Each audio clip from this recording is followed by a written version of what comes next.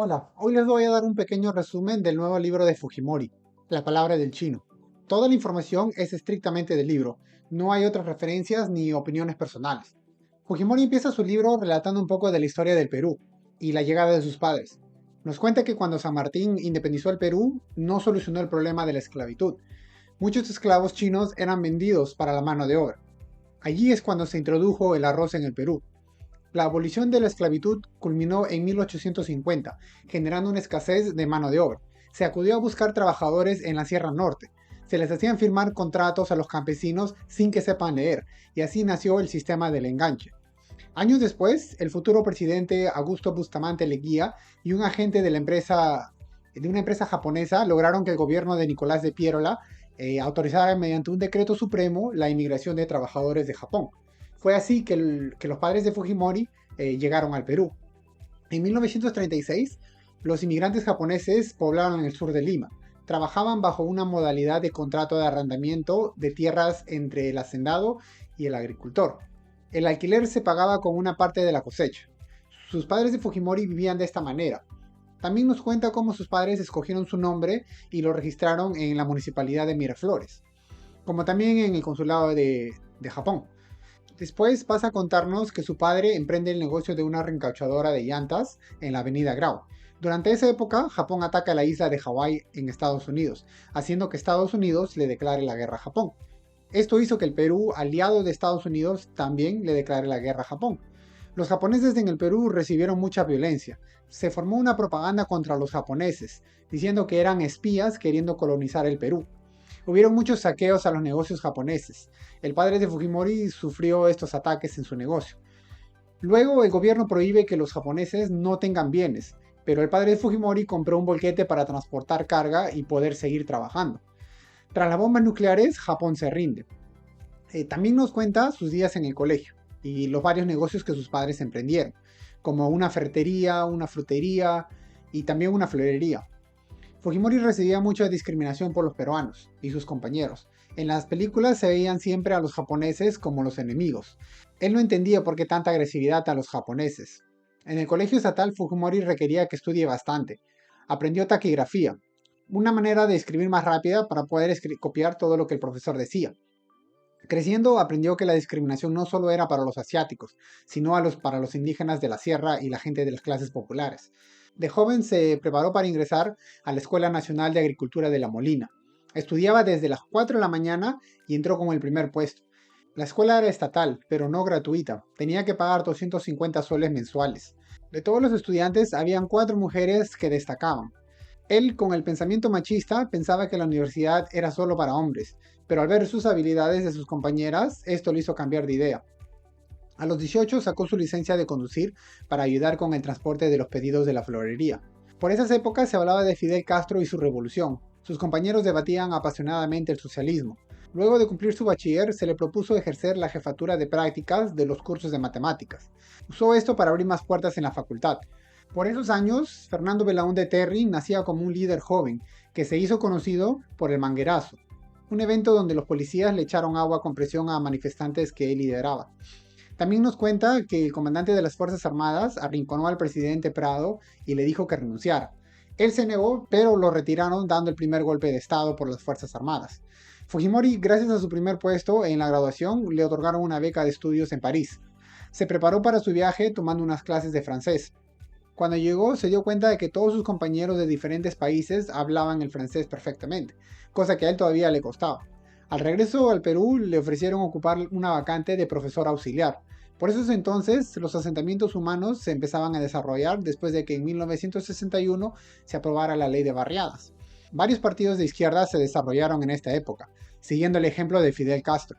En 1967, con una depreciación del 40%, el dólar pasó de 27 a 39 soles, y Belaúnde tildaba de traidores a la patria quienes hablaban del tema. En 1968, el general Juan Velasco Alvarado da un golpe de estado al presidente Belaúnde, llegando la segunda dictadura militar. Velasco no se consideraba marxista, sino un revolucionario. Velasco, tras expropiar varias empresas y ejecutar la reforma agraria, la propiedad privada quedó en un segundo plano. Luego de 2 años, el nombre de Perú acompañaba a todas las industrias, como por ejemplo Pesca Perú, Hierro Perú, Minero Perú, Aero Perú. Estaba prohibido tener dólares o monedas extranjeras. A Fujimori lo elevan a profesor asociado y se le presenta una beca de estudios en Estados Unidos financiado por la Fundación Ford. En vacaciones de verano, Fujimori decide viajar a la tierra natal de sus padres. Pasa por Cairo, Egipto, Bangkok, Tailandia y finalmente Tokio. Llegó a la ciudad pequeña de donde provenían sus padres. Conoció a sus familiares y nos cuenta que en una noche soñó que su padre lo llamaba. Él quería contestarle, pero en el sueño no podía. Días después recibe una carta de su hermana contándole que su padre había fallecido. Fujimori, al terminar su beca en Estados Unidos, consigue el grado de Master of Science y se preparó para retornar al Perú. Volvió en julio de 1972, antes de cumplir sus 34 años. Empezó a dictar clases en la universidad y con el pasar de los semestres, el número de alumnos que quería matricularse con él aumentaba, por sus clases de cálculo diferencial y cálculo integral que eran más interesantes que los demás catedráticos. Mientras tanto, el gobierno militar seguía con lo suyo. Por ejemplo, a los trabajadores de empresas no estatales se les concedió la participación del 10% de utilidades. Los medios de comunicación pasaron a manos de personas designados por el gobierno. También nos cuenta los efectos de la reforma agraria, como por ejemplo que una hacienda en el norte, cerca de Lima, se aplicaba la última tecnología. El propietario inspeccionaba los cañaverales con un helicóptero que tenía. Fue despojado de todo su patrimonio. Quedó organizado por una cooperativa, dejándolo sin nada al hacendado. Los campesinos que recibían tierras y ganadería no tenían el conocimiento de la producción y el manejo técnico. Se echó a perder el potencial genético de las vacas lecheras y hasta caballos peruanos de paso. Un expropietario cuenta cómo vio unos campesinos, beneficiados de esto, llevaban a un toro fino. Al preguntarles a dónde llevan a ese animal tan fino, los campesinos le respondieron que era la celebración del santo patrono y era para la Pachamanca. Totalmente desconocían el manejo de los animales finos y lo usaban para su consumo. El gobierno militar era tan dictatorial que no dejaba usar productos con nombres en inglés. En 1977, tras el fracaso de Velasco, se produjo una asamblea constituyente para transferir todo el poder en 1980 a un sistema democrático. En esa época aprobaron el voto para los analfabetos. También Fujimori nos cuenta cómo conoció a su esposa, el nacimiento de sus hijos y la inmobiliaria que abrieron con su esposa. En 1980 se hicieron las elecciones y ganó Fernando Belaúnde.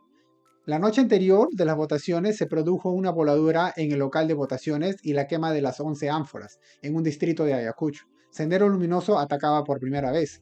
Durante el discurso inaugural de Belaúnde se fue la luz en el Congreso por una causa de una voladura de una torre de alta tensión.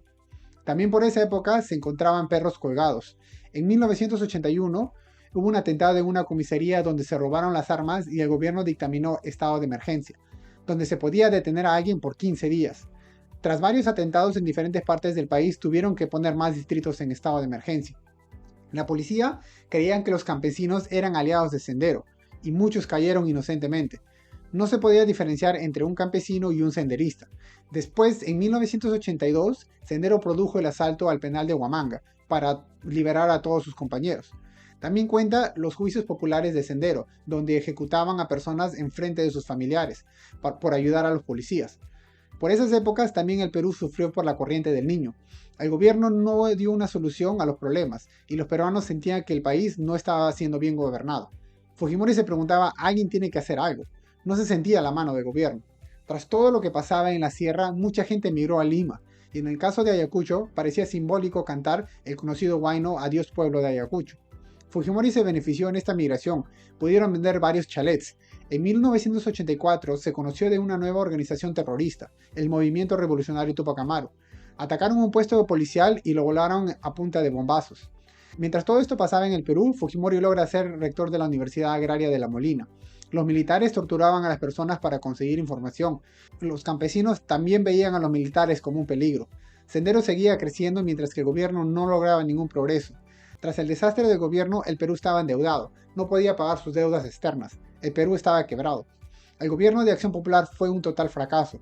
Con toda la violencia a los campesinos, ellos empezaron a defenderse, y así nacieron las rondas campesinas. Siendo rector, Fujimori escuchaba rumores que personas encapuchadas en las universidades de San Marcos, La Cantuta, Técnica del Callao y San Martín rondaban en un salón obligando a los alumnos a escuchar el pensamiento Gonzalo.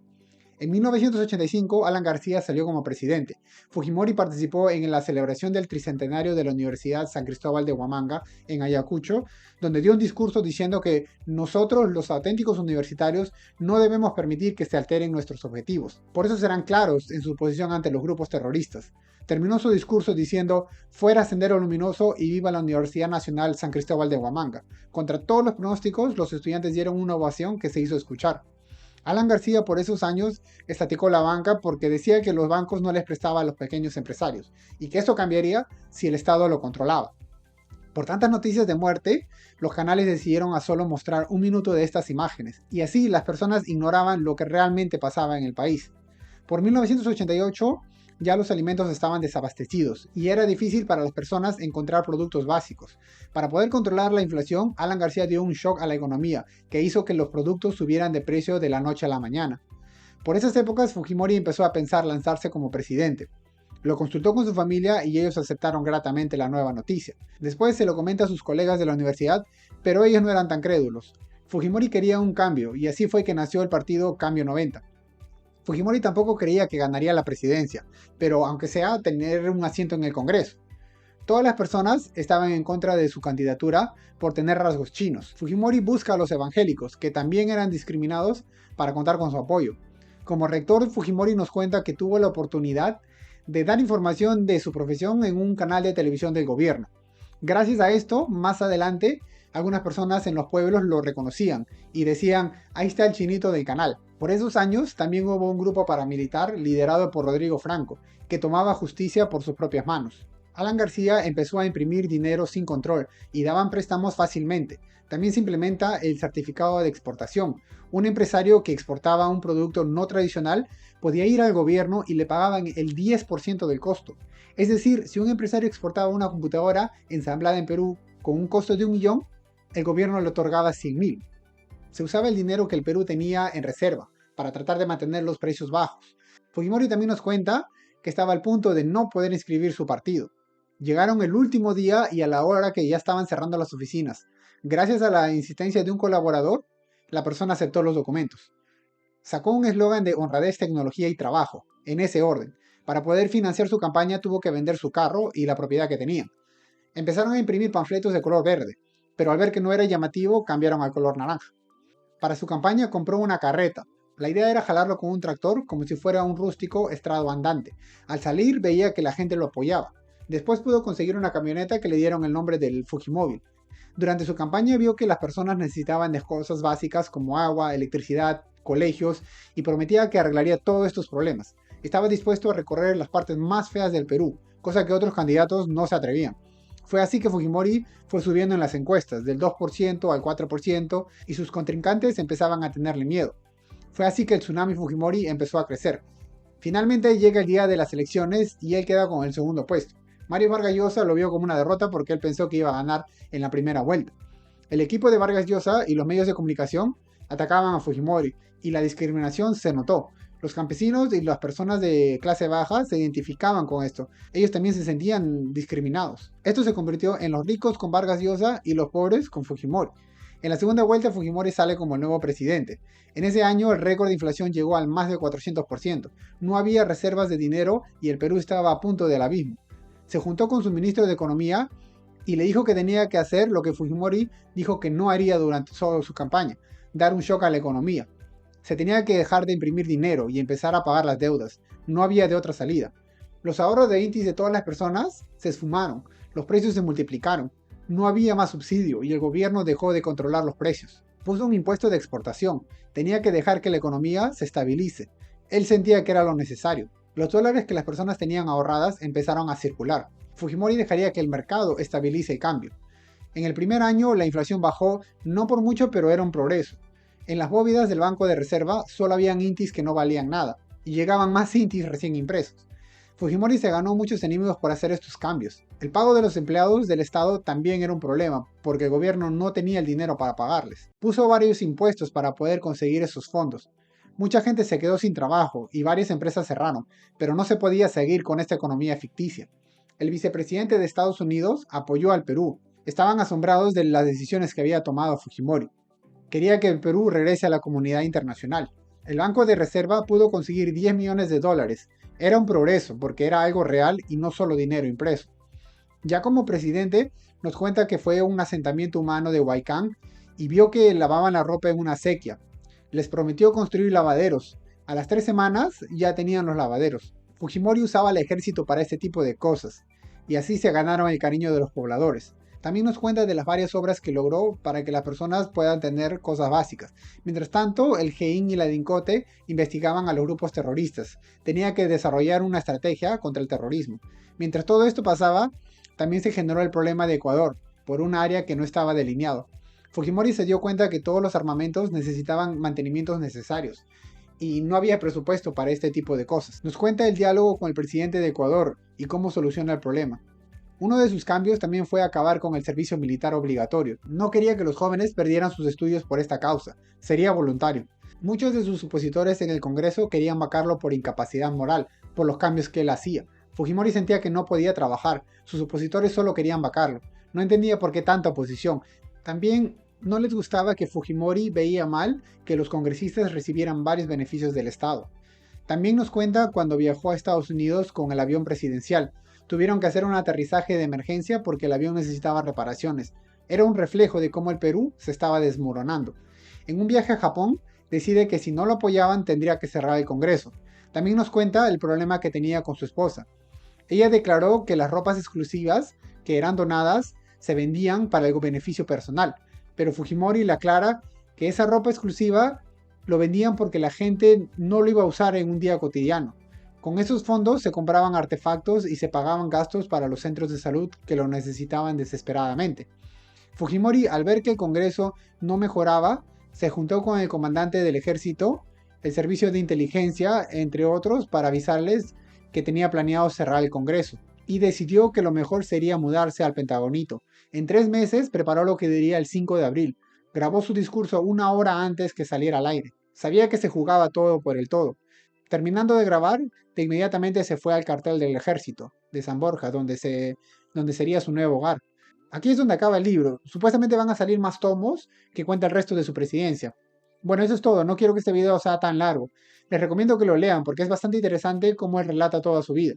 Bueno, eso es todo por ahora. Les mando un saludo y hasta el próximo video.